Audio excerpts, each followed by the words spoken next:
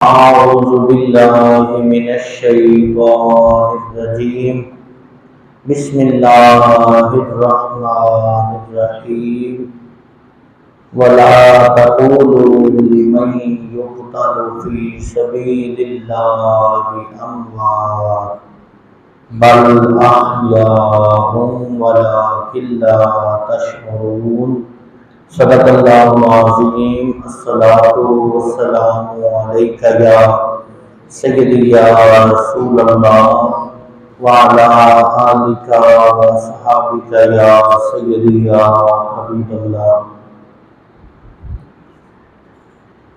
मैदान करबल में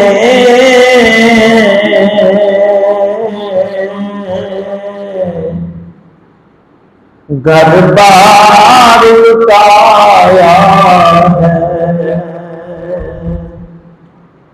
मैदान करबल में घर बार लुटाया है।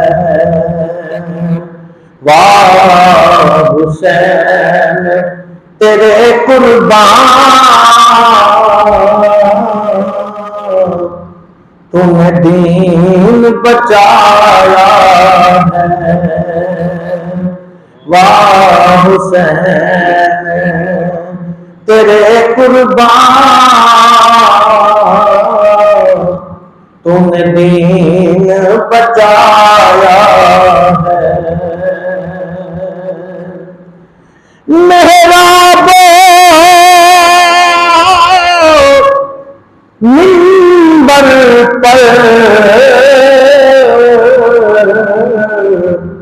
यूं तो सब पढ़ते हैं।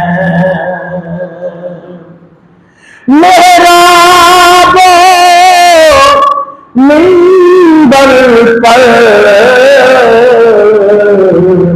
यूं तो सब पढ़ते हैं।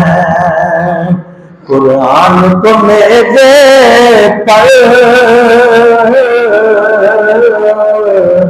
तूने ही सुनाया है।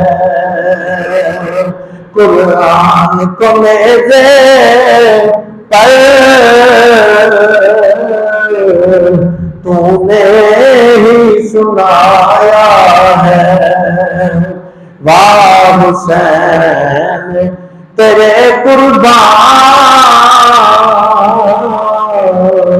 तूने दीन बचाया है। ज़ुल्मात के दरिया में हिचको खाती थी। ज़ुल्मात के दरिया में हिचको खाती थी। इस्लाम की कश्ती को तूने पार लगाया है। इस्लाम की कश्ती को तूने पार लगाया है।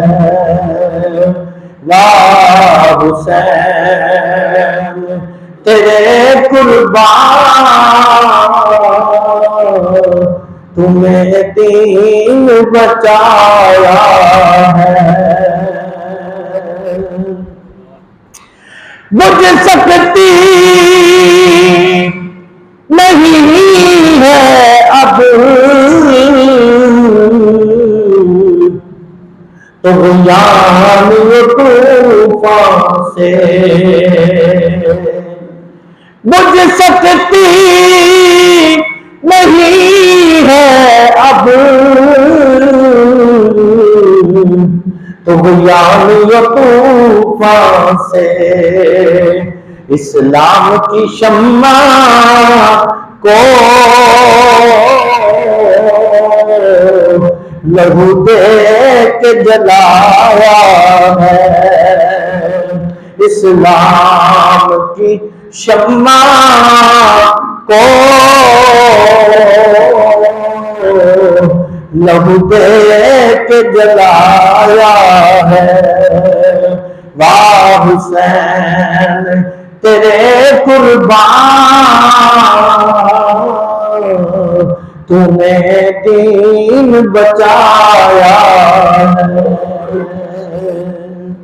बाद हम्दो सना ला महदूद दुरूद पाक इमाम अल-अंबिया शब असरा के दूल्हा अहमद मुस्तफा जनाब मोहम्मद मुस्तफा सल्लल्लाहु तआला अलैहि वालिहि वसल्लम की बारगाह में दुरूद व सलाम का नजराना इमाम आली मकाम अलैहिस्सलाम की बारगाह में अकीदत व मोहब्बत के फूल निछावर करने के बाद मेरे भाइयों, अल्लाह रब्बुल इज्जत ने कुरान पाक में फरमाया है वला तक़ूलू लिमन युक़तलू फी सबीलिल्लाहि अमवात बल अहयाउन वलाकिन ला तशऊरून। जो अल्लाह की राह में कट जाते हैं, तो अल्लाह की राह में अपनी जान का नजराना पेश कर देते हैं, रब फरमा रहा है उनको मुर्दा न कहो, बल अहया बल्कि वो तो जिंदा है,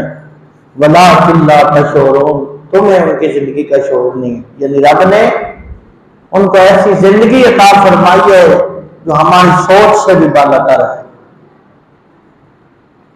तो जो हो जिंदा, जिसको कुरान का जिंदा है, जिसको रब का फरमान हो, रब खुद रहमान फरमाए के जिंदा है, जिनकी शहादत की गवाहियां रसूल पाक अलैहिस्सलाम ने खुद अता फरमाई हो और कुरान का शहीद जिंदा है, तो फिर जिंदा के लिए रोया नहीं जाता। जिसको शहादत का दर्जा अता हो उस पर तो रश किया जाता है, उसकी तो अजमत और शान को बयान किया जाता है, उसकी तो जुर्रत और बहादुरी को बयान किया जाता है कि ये वो हस्ती है जिसने अपनी जान भी नहीं रखी, वो भी इस्लाम को कुर्बान करती है। नबी पाक अलैहिस्सलाम के प्यारे गुलामों, इमाम आली मुकाम, आपने करबला का जो सफर किया, आज लोग नमाजों को अहमियत देते हैं। बिल्कुल नमाज बड़ी चीज है, बिल्कुल रोजा बड़ी चीज है, बिल्कुल हज बड़ी चीज है, लेकिन इनकी मकबूलियत कहां होगी, कब होगी? जब असल दीन के पहरेदारी होगी।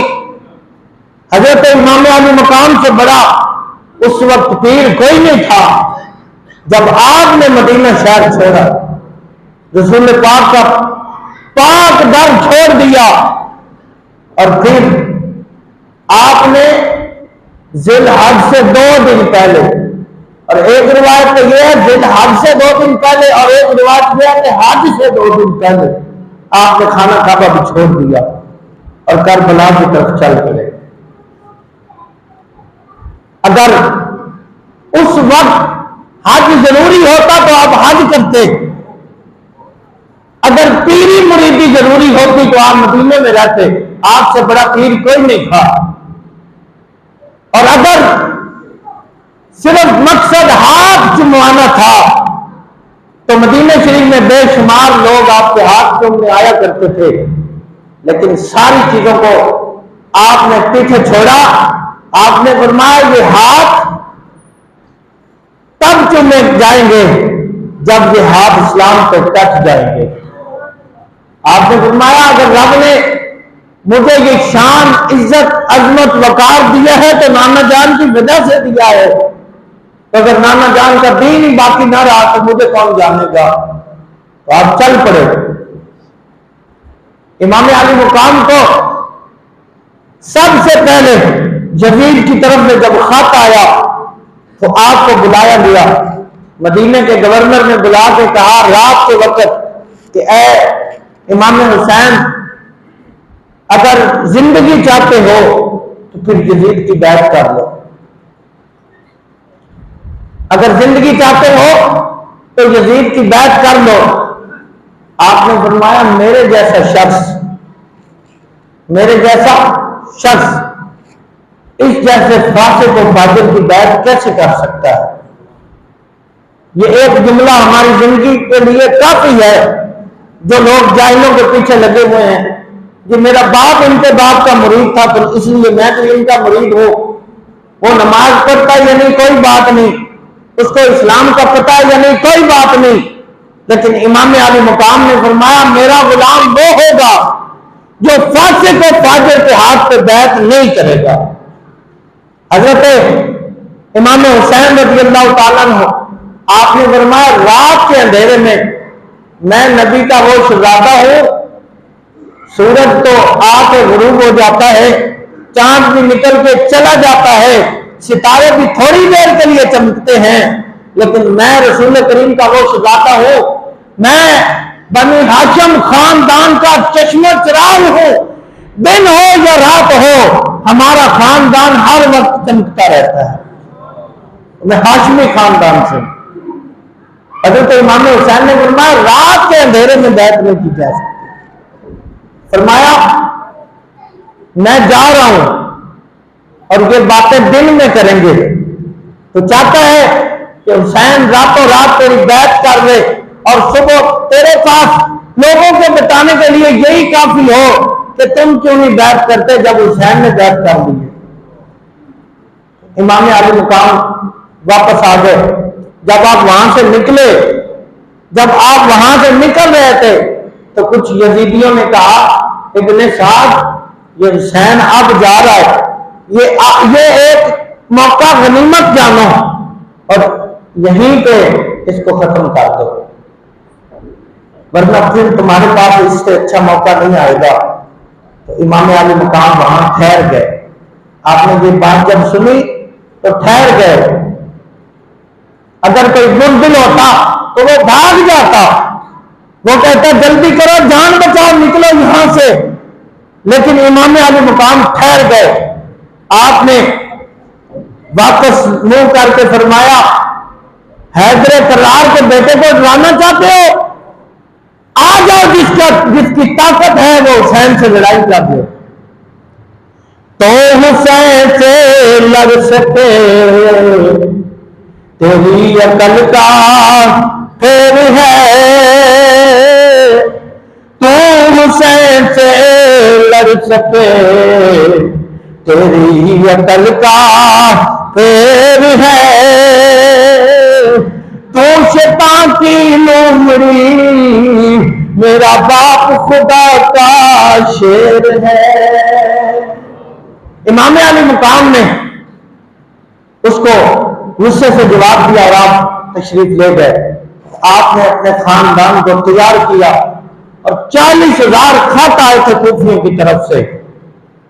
40,000 खत आए कि हम यजीद की बैत करने के लिए तैयार नहीं है और ना ही हम उसको पसंद करते हैं, हम आपके हाथ पे बैत करना चाहते हैं। इमाम आली मुकाम की तरफ बेशुमार खत आए। आपके पास वो खत इतने ज्यादा हो गए आपने बोरे बना लिए, उनके थोड़े बड़े बोरे बना लिए और वो भी साथ रख लिए। जो आखिरी खत आया था वो ये था कि इमाम हुसैन अगर आप आज हमारे पास चल के नहीं आते तो फिर हम आपके नाना जान की बारगाह में क़यामत के दिन शिकायत करेंगे कि हम यजीद को नहीं मानते थे, हम हुसैन के हाथ पे बैत करना चाहते थे और हुसैन ना आए वहां पर। इमाम आली मुकाम चल पड़े। आप चले और चलते चलते आपको करबला के मैदान में रोक लिया गया। इस जगह पे कूफा से पहले ही आपको रोक लिया गया और जिसने रोका उस पूरे लश्कर का सिपा सलार हुर था। हुर बाद में हजरत हुर बने, वो आपके गुलाम बन गए। 1000 का लश्कर आया जिसने 72 लोगों के काफिले को रोक लिया और मुहासरा कर लिया। अजान हुई और जब नमाज का टाइम हुआ तो सब ने अपने अपने जो उनके हथियार थे, औजार थे, उतार दिए और तीर कमान सब कुछ रख दिया। इमाम अली मुकाम के पीछे नमाज पढ़ी, हाथ मांग लिए, अल्लाह अकबर, नमाज पढ़ ली। जब नमाज पढ़ चुके तो फिर अपने तीर कमान उठाए और फिर मुआवजा कर लिया। इमाम अली मुकाम ने हुर को बुला के कहा कि अगर तू ये समझता है कि इमाम मैं हूं तो फिर तू यजीद के पीछे क्यों चलता है? अगर तू ये जानता है कि इमाम मैं हूं तो फिर तू यजीद के पीछे क्यों चलता है? और अगर तू ये समझता है कि यजीद हक पर है तो फिर तू मेरे पीछे नमाज क्यों पढ़ता है? फिर नमाज अपनी जाके अदा कर। तो हुर ने जवाब दिया, ए इमाम अली मुकाम, बिल्कुल आप ठीक फरमा रहे हैं और मेरी बात आप सुन लें कि इमाम आप ही हैं, इमाम आप ही हैं। इस वक्त कायनात में आपसे बड़ा इमाम कोई नहीं, आप ही इमाम हैं और नमाज आपके पीछे पढ़ेंगे और कोई इस लायक भी नहीं है कि आपके होते हुए नमाज पढ़ाए और हम उसके पीछे नमाज पढ़े आपको छोड़कर। तो आपने फरमाया फिर मेरा मुहासरा क्यों किया है? हुर कहता है, हुजूर ये मेरी मजबूरी है। क्यों? मैं तनख्वाह यजीद से लेता हूं, हम उसकी फौज में हैं, हमारी तनख्वाह की मजबूरी है। तो जिन यजीदियों ने तनख्वाह की खातिर आले रसूल पे जुल्म किया, आज भी उनकी औलाद मौजूद है जो तनख्वाह की खातिर अल्लाह के घर भी गिरा देते हैं, जो तनख्वाह की खातिर मदारिस को गिरा देते हैं, जो तनख्वाह की खातिर उलमा को शहीद करते हैं, जो तनख्वाह की खातिर मुसलमानों पे जुल्म करते हैं और काफिरों को आजाद फिरने देते हैं। आज भी यजीद की औलाद मौजूद है जो तनख्वाह की खातिर गुस्ताखाने रसूल को तो माफ कर देते हैं और आस्ताने रसूल को कैद कर देते हैं। आज भी यजीद की औलाद मौजूद है जो रेमन डेविस को तो आजाद कर देते हैं लेकिन मुमताज कादरी को फांसी के कंधे पे चढ़ा देते हैं। तो ये हक और बातिल की लड़ाई चल रही है और क़यामत तक चलती रहेगी। ये इम्तिहान उसका है जिसको रब ने जिंदगी दी और अब उसने खुद चूज करना है कि वो कहां पे उसको हक नजर आ रहा है और किस तरफ उसने जाना है। इमाम अली मुकाम ने जब ये फरमाया कि जिंदगी तो 4 दिन की है, तो यजीद की तनख्वाह की खातिर इमाम अली मुकाम से तू जानता नहीं मैं अली का लाल हूं, तू जानता नहीं जाफर तैयार मेरा चचा है, तू जानता नहीं मेरा नाना नबियों का इमाम है, तू जानता नहीं कि कुरान हमारे घर में उतरा। तो सब कुछ जानने के बावजूद तेरा काम था इनको बताता, तो उनको बताने के बावजूद आज हुसैन को पकड़ के यजीद के पास ले जाना चाहता है। सुन ले, जो यजीद चाहता है वो हुसैन कभी नहीं होने देगा। ये इमाम अली मुकाम की जुर्रत और बहादुरी थी। तो हुर ने जब आपका ये खुतबा सुना तो हुर ने सब कुछ छोड़ दिया, अपनी वो सिपा सलारी कुर्बान की इमाम अली मुकाम के कदमों पे। तो वो भी करबला के मैदान में हुजूर की आल की तरफ से लड़ा। तो करबला में सबसे पहले जिसने जान दी, जिसने शहादत का जान नोश फरमाया, उसको हजरत हुर रज़ियल्लाहु ताला अन्हु के नाम से याद करते हैं। हजरत हुर क्या फरमाते होंगे? वो थूकते नहीं है तख्ते सिकंदरी पे, वो थूकते नहीं है तख्ते सिकंदरी पे, बिस्तर लगा हुआ है जिनका तेरी गली में। आज हुजूर की आल का तमाशा लगाया जाता है कोई ऐसा शख्स जो गली में चौक और चौराहे में आकर अपनी बेटी का नाम ऐसे ले और अपनी बेटी के बारे में ऐसे बात करे कि मेरी बेटी लुट गई, मेरी बेटी की इज्जत लुट गई, मेरी बेटी की चादर खींच ली किसी ने। कोई है? हुजूर की आल के बारे में लोग बात करते हैं। हजरत राबिया बसरी अल्लाह की नेक बंदी हुई है, सैयदादी नहीं, लेटी हुई है तो चोर आ गया, जो चादर राबिया बसरी ने अपने ऊपर ली हुई थी, चोर आके उसको खींचता है। जब वो चादर को हाथ डालता है तो उसको नजर आना बंद हो जाता है। चादर को छोड़ता है तो वो ठीक हो जाता है। फिर चादर को पकड़ता है, फिर उसकी नजर चली जाती, फिर चादर को छोड़ता है तो ठीक हो जाता है। वो 8-10 मरतबा ऐसे करने के बाद थक हार गया और चला गया। कहने लगा ये कोई अल्लाह की नेक बंदी लगती है जिसकी चादर रब खुद चाहता है कि मेरी बंदी की चादर ना उतरे।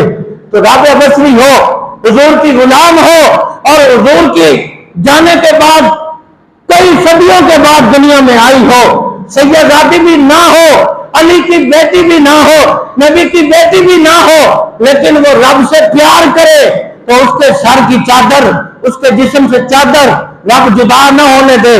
तो हुजूर की आल के सर से जब चादर उतरी तो फिर दुनिया कैसे कायम रही? ये सवाल है। जिनके सर से एक बाल नंगा हो तो सूरज गुरूब हो जाए, तो अगर वो ऐसे ही बेआबरू हुई तो फिर दुनिया कैसे चलती रही?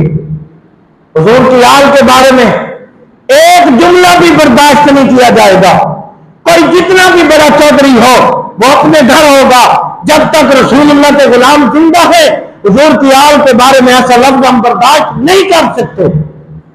हुजूर की आल को इस तरह मोहताज बना के पेश किया जाता है, इतना कमजोर बना के। मैंने बेशुमार मर्तबा बयान किया कि साईं तवक्कल शाह अंबालवी ये आज से 200 साल पहले हुए हैं, तो गुलामों को बता रहे हैं कि गुलामों जन्नत का दरख्त इतना बड़ा होगा, 500 साल लगेंगे उस पर जाते हुए और वापस आते हुए। उसके ऊपर बड़े बड़े मटके जितने होंगे फल लगे हुए। तो गुलामों ने कहा हुजूर ये तो इम्तिहान हुआ, 500 साल का सफर कौन करेगा उसको उतारने के लिए? तो आपने फरमाया जब हम बैठे होंगे और जब हम कहेंगे, ख्वाहिश करेंगे और इशारा करेंगे ना, तो वो फल उतर के खुद गोद में आ जाएगा। तो आप मस्जिद में बैठे थे, आपने जब ऐसे इशारा किया ना कि हम इशारा करेंगे तो वो उतर के फल आ जाएगा। आप बैठे थे मस्जिद के अंदर, तो मस्जिद वाले बाहर वाले सेन में शतूत का दरख्त लगा हुआ था। जब आपने इशारा करके बात सुनाना और बताना चाहिए तो इशारा किया तो दरख्त चल पड़ा। आपने फरमाया ठहर ठहर जा, मैंने तो बात सुनाई है, मैंने तो अपने गुलामों को समझाने के लिए मिसाल दी है, तुझे तो मैं बुलाया तो वही ठहर जा।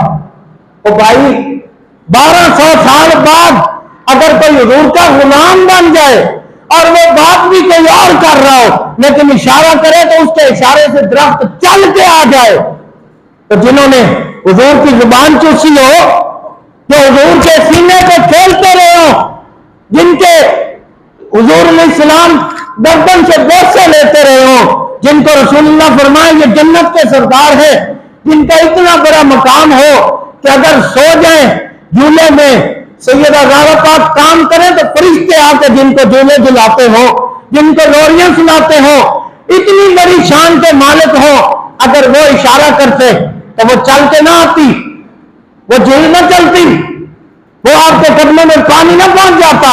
लेकिन उन्होंने पूरी कायनात को ये बताया कि हम बिल्कुल जन्नत के सरदार हैं। पर सुनो, कुव्वत होने जोर नहीं लाया, कुव्वत होने जोर नहीं लाया, बैठे मन रजाई दुनिया उतो प्यासे गए दीन भी नहीं देसाई।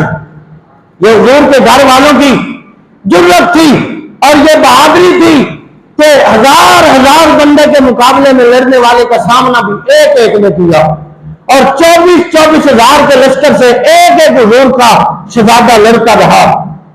ये देखे ख्वाजा मोइनुद्दीन चिश्ती अजमेरी, ये कितने 700-800 साल के बाद दुनिया में आए हैं।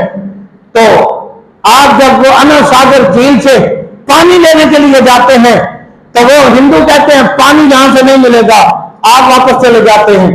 तो उनके बुत को जाके लोटा पकड़ा के और अपने पांव से मार के ठोकर लगा के कहते हैं चलो पानी लेकर आओ। तो वो हुक्म करे बुत को तो बुत लोटा पकड़ के चल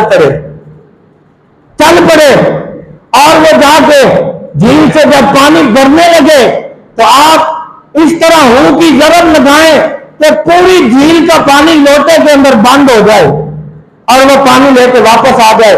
अब फौजी एक दूसरे को कहें कि जहां हमारी ड्यूटी थी, बात तो खत्म हुई, ड्यूटी यही थी कि बाबा जी को पानी नहीं लेने देना, तो बाबा जी ने तो बुत को भेज के पानी मंगवा लिया और सारा पानी तो उन्होंने ले लिया। अब ड्यूटी करने का तो फायदा नहीं, यहां तो धूल उड़ रही है। आपने वुजू फरमाया, वुजू फरमा के आपने उसी बुत को हुक्म किया, चलो उसमें जाके ये पानी बहा दो। वो एक ही लोटा उसने जाके जब झील में बहाया तो वो पूरी झील वैसे ही चलने लग गई।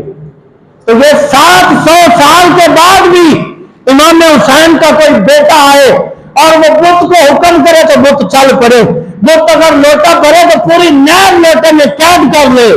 तो अगर इमाम हुसैन सैयद शुहदा, इमाम शुहदा आप अगर हुक्म करते तो फरात की क्या मजाल थी कि वो चल के आपके कदमों में ना आती। ये तो हुजूर के घर वालों ने पूरी कायनात को बताया कि हम सब कुछ कर सकते थे, लेकिन हमने अल्लाह की रजा को सामने रखा। हमने अल्लाह की बारगाह में ये अर्ज की, मौला अगर तू ऐसे राजी है तो तेरे महबूब का खानदान ऐसे ही राजी है। इमाम अली मुकाम रज़ी अल्लाह ताला अन्हु आप जब तशरीफ लेके आए, आखिर में आपने शहादत दी, बेशुमार शहादतें हुई। आपने 72 लोगों को उठा के अपने खेमों में ला के रखा और जिस्म के टुकड़े थे बिखरे हुए आप उठा के लाते थे, लेकिन रोए नहीं है, रोए नहीं है, अल्लाह की रजा पे राजी रहे हैं। हर वक्त जुबान पे शुक्र का कलमा जारी रहा। ये कौन सी हुसैन की शान है कि बेटा दिया तो रोए, फिर बेटा दिया तो रोए, भाई दिया तो रोए। भाई क्यों रोए? अल्लाह की रजा को जिसने राजी रखना हो फिर वो रोता नहीं है। हाँ, वो सब कुछ दे के कहता है, कासिम अब्बास दे के वीन सैयद हारिया, तेरा दिता तैन दिता तेरे उतो वारिया। आपने ये कहा कि ये माल भी तो खुदा का है, ये औलाद भी तो रब ने अता की है, ये भाई भी तो रब ने अता किए हैं। तो अगर ये इस्लाम के काम ना है तो इन भाइयों का करना ही क्या? अगर ये औलाद इस्लाम के काम ना आए तो फिर हमने अपनी औलाद का करना ही क्या है? अली अकबर भी कुर्बान किया, अली असगर भी कुर्बान किया, अपने भाइयों को कुर्बान किया। हजरत अबू बकर, उमर, उस्मान, ये आपके भाइयों के नाम हैं। मैं बार बार अर्ज करता हूं, जो हुजूर के सहाबा वाले बैत की लड़ाई करवाते हैं और झूठी मक्कारियां और कहानियां निकाल के सुनाते हैं कि वो फलां ने हक छीन लिया तो फलां ने ये कर दिया, बाग़ सदक वाले मामले को छोड़ते हैं। हम ऐसे मामले में पड़ते नहीं है। क्यों? कि हमें हमारे बड़े ये बता गए हैं कि तुमने कोई ऐसी बात नहीं करनी, इनके मामले अल्लाह जाने और अल्लाह का हबीब जाने। तुम्हारा काम है आल से भी प्यार करना है, साहब से भी प्यार करना है। वो जो एक ऐसे ही मन गलत वाक्य बनाया हुआ है कि वो जो बाग़ सदक छीन लिया, तो वो तो हुकूमत का था। जब हुजूर की विसाल मुबारक के बाद हजरत अबू बकर सिद्दीक के पास आ गया तो वो हुकूमत का था। फिर जी हक नहीं दिया, फिर उमर पाक की बारी आ गई, ठीक है जी, उन्होंने भी हक नहीं दिया। फिर उस्मान गनी की बारी आ गई, उन्होंने भी हक नहीं दिया। तो बताओ, जब मौला अली शेर खुदा हाकिम बने तो फिर उन्होंने क्यों नहीं हक दिया? बाग तो तब भी मौजूद था, उनको दुनिया के माल की जरूरत नहीं थी, उन्होंने तो सब कुछ लेकर इस्लाम को जिंदा किया। इसलिए तो कायनात आज भी उनके कसीदे गा रही है। यजीद ने इतना जुल्म किया तो जाने के बाद यजीद के 9 बेटे थे, यजीद के मरने के बाद 9 बेटे और 5 बेटियां थी। कोई है आज बताया कि ये यजीद की नस्ल से है? क़यामत तक नहीं आएगा। लेकिन जब इमाम अली मुकाम उसके रात से जा रहे थे तो एक ही बेटा बाकी था, ज़ैनुल आबिदीन। तो आज दुनिया के किसी कोने में भी जाएंगे तो आपको हुसैन का लाल मिल जाएगा, सादात मिल जाएंगे। रब ने शान दी, आपके घर वालों ने और आपके आलो यार ने सब कुछ लुटा के ये बताया कि अगर इस्लाम रहेगा तो क़यामत तक हमारा नाम भी रहेगा। हाँ, अगर वो भाग जाते तो फिर आज नाम लेने वाला कोई नहीं होना था। सब कुछ दे के अपना आप कुर्बान करके कायनात को ये बता गया कि लोगों, हमारा नाम सिर्फ किस्से सुनाने के लिए ना रखना, हमें सिर्फ लंगर तक महदूद न रखना, हमारे नाम की सिर्फ सबीलें न लगाते रहना, बल्कि ये ज़हन में रखना कि हुसैन ने 6 माह का बेटा क्यों कुर्बान किया। 6 माह का लाल जंग में कोई नहीं लेके जाता, 6 माह का बेटा कुर्बान किया तो क्यों किया? आपने पूरी कायनात को यह बताया कि यजीद के खिलाफ इसलिए खड़ा हुआ हूं कि यह मेरे नाने के दीन को पामाल करना चाहता है। मैंने खुद देखा है कि यह शराब पी रहा था। आप फरमाते हैं मैं भी हज पे गया तो वो भी हज पे आया हुआ था। हजरत इमाम अली मकाम फरमाते हैं मैंने खुद देखा, वो एक कमरे में बैठा साइड पे, उसके हाथ में शराब का प्याला था और वो पी रहा था। और शराब पीने के बाद फिर उसने काबे के सामने वो महफिल सजाई जिसमें गाने वालियां गा रही थी और नाचने वाली नाच रही थी। तो आपने फरमाया मैं उसके ये 2 काम देख के उसके खिलाफ खड़ा हुआ हूं और मैंने ये याद किया है, जान तो चली जाएगी लेकिन इसके हाथ में हाथ नहीं दूंगा। जान तो चली जाएगी, मैं इसकी बैत नहीं करूंगा। जान तो जा सकती है, हुसैन का खानदान तो लुट सकता है, लेकिन शराबी की हिमायत नहीं कर सकता। तो आप बताएं, हम सब सिर्फ लंगर बांटने वाले हैं, शराबियों को हम वोट नहीं देते। कहां होते हैं उस वक्त हुसैनी? हमें पता नहीं कौन जालिम है और जालिमों का साथ कौन दे रहा है। मजलूम कत्ल हो रहा है और जालिम की खबरगिरी कौन ले रहा है? जिसको हम वोट दे रहे हैं, जिसको हमने वोट दिए, वो हमारे बाप के कातिल की हिमायत में खड़ा है। तो नबी पाक अलैहिस्सलाम ने फरमाया जिसको ये पता चल गया कि ये जालिम है और उसने फिर उसको उसकी सपोर्ट की और उसकी हिमायत की, उसको मजबूत किया, पाक अलैहिस्सलाम ने फरमाया वो भी क़यामत के दिन उसके साथ होगा। जहां वो जालिम रहेगा वो उसके साथ वहीं पे रहेगा। तो ये सवाल है, यहां हुसैनियत हमारी कहां होती है? जब जालिम, फासिक, फाजिर, शराबी, जानी हमारे पास वोट मांगने आते हैं, हम उनके लिए बिस्तर बिछाते हैं, हम उनके लिए बड़ी बड़ी कुर्सियां लगाते हैं, हम उनके नारे लगाते हैं और हम कहते हैं जाओ जी जाओ, तुम बेफिक्र हो जाओ, मेरे पूरे खानदान का वोट ही ताड़े वास्ते है। तो तब हुसैनियत कहां होती है? ये देखें तो हमारे मुंह पे मारी जाएगी। जब हम इमाम अली मुकाम के सामने जाएंगे तो वहां सवाल होगा कि हुसैन ने एक जानी की, एक शराबी की, फासिक और फाजिल की बैत नहीं की। तुम इतने लोगों की बैत करने के बाद भी कहते हो, इतने लोगों को वोट देने के बाद, सपोर्ट करने के बाद भी तुम कहते हो कि हम हुसैनी हैं। हुसैनी ये नहीं होता।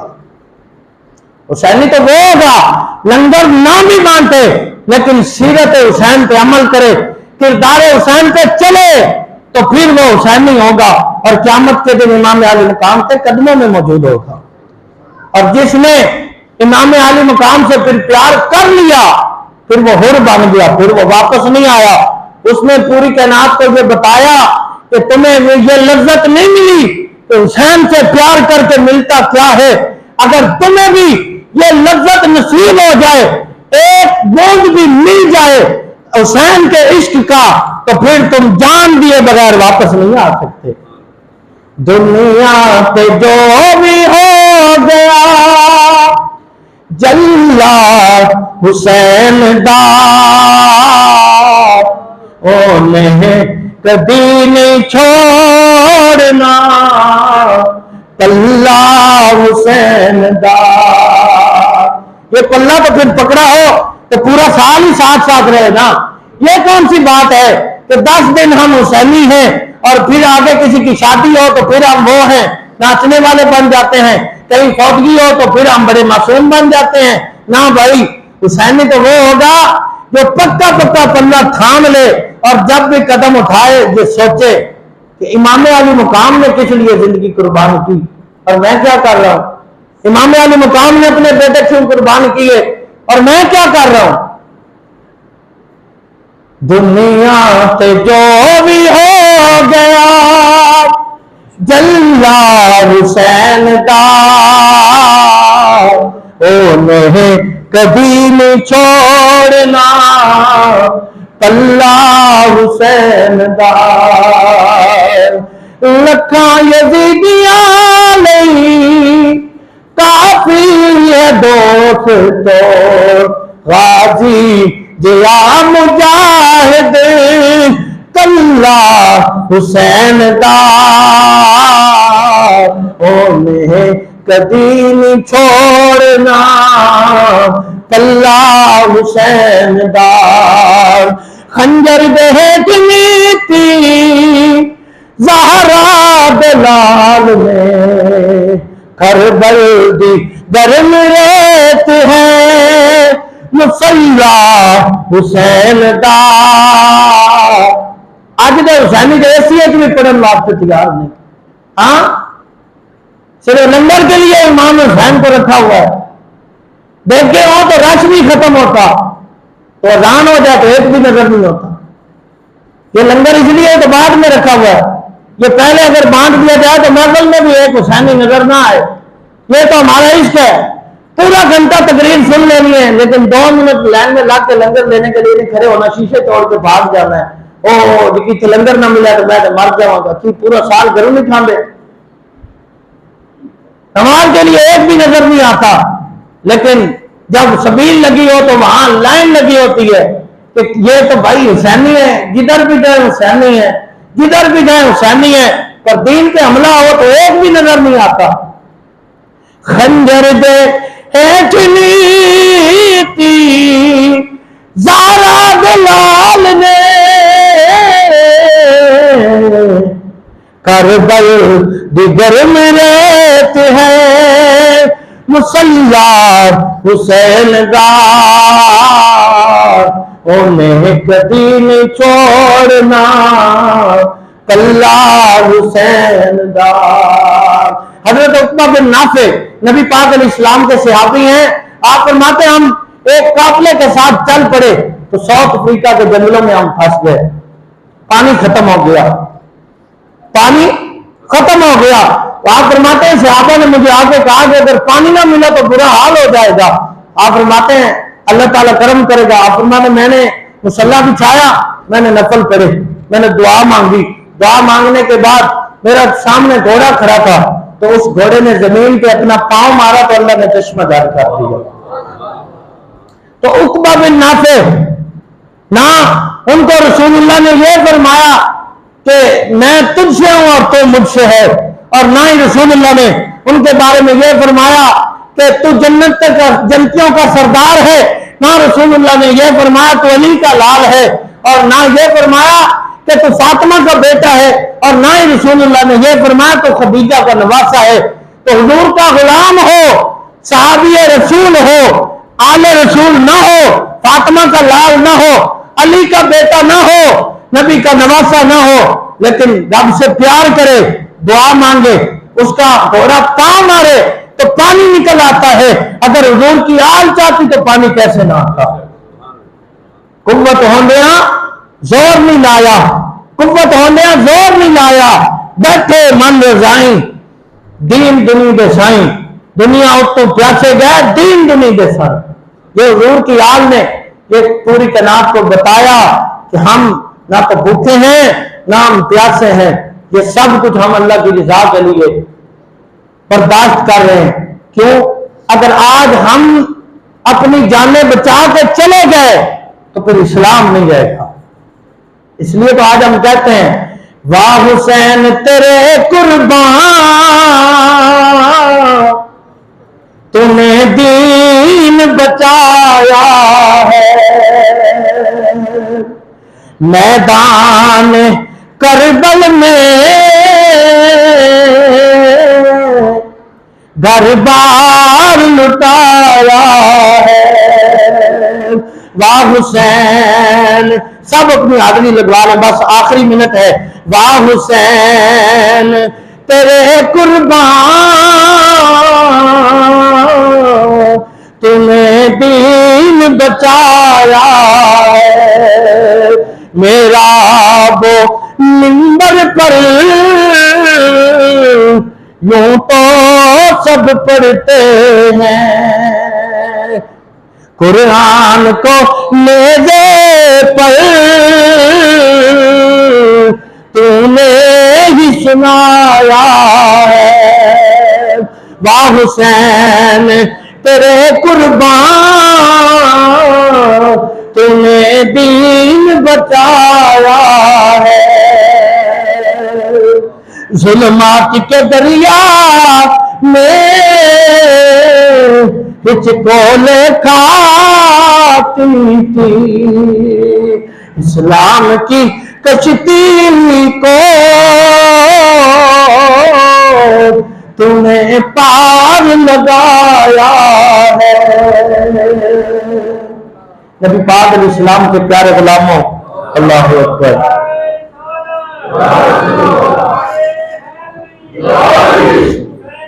जिंदाबाद जिंदाबाद जिंदाबाद। ये क़यामत तक हुसैनियत जिंदाबाद रहे। हाँ, जिसने भी दीन के लिए जिसने कुर्बानी दी उसका नाम हमेशा जिंदा रहेगा। इल्म दीन ने अगर जान दी हुजूर के नाम पे तो बग़ैर तो नाज़िल कुरान भी नहीं पढ़ा हुआ था, लेकिन 6 लाख बंदा जनाजा पढ़ने के लिए आ गया। और सैयद जमात अली शाह रहमतुल्लाह अलैह आपने फरमाया इस बेटे के पांव नंगे करो, तो आपने उसके कदम चूम लिए।